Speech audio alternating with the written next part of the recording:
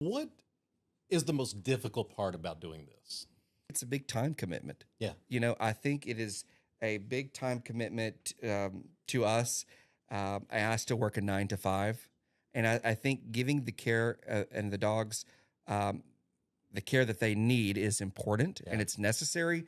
And so, just for us, it's a scheduling thing. It's a time commitment. But um, when you have the heart and the compassion that we have, and honestly, as a single dad, Rusty, it gives an opportunity for Kinsley and I to bond together. For some people, it may be super difficult, but for us, I think we've found our niche, and it just comes natural to us. Because aside from the work, you're obviously making very good memories with your daughter here, and That's and working together and how much is she learning along the way of yes, animal care and responsibility. responsibilities and that's one of the great things about having a pet around is being able to teach your kids, here's how you care for it, here's the right way to handle a dog or a cat or a fish or a bird.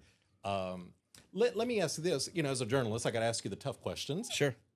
When animal advocates say adopt, don't shop, how do you respond to that? Well, I think there's a market for both. You know, maybe there's financial obligations that maybe pick people from not choosing a puppy from a breeder. And let me just be, we're all about transparency here Sure. at the Doodle Dad podcast. And so before we started the Golden Doodle Breeder program, we purchased our first poodle from the Poodle Rescue of Houston.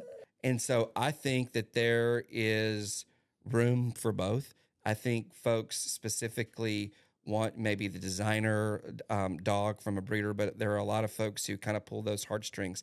I'm not here to convince you one way or the other, Rusty.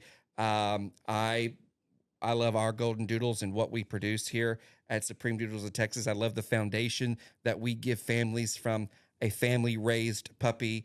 I love what we're doing, but I'm not going to take away from Aggieland Humane Society or any of those local shelters. There's great dogs, there's great advocates and people working for those puppies, and so I think it's just puppy preference. We're not going to swayed you one way or the other. Yeah. But No, I think you're right. I think there's a place for both, as long as the breeder that you're dealing with is ethical and, sure, like you said, being transparent and trustworthy.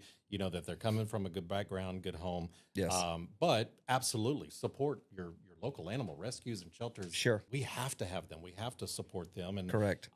Our household is a split household. My cat is an animal rescue. Our oldest Ozzy is an animal rescue, and our baby came from a breeder because that was who we wanted to make sure that it was coming from a trustworthy source, and we knew exactly what we wanted. That's Yes. So there's nothing wrong, I think, with having a split household either, but absolutely go support the animal shelters as well. But Yes. make sure when you're dealing with a breeder, you are doing your homework and do it with a trustworthy source. Yes.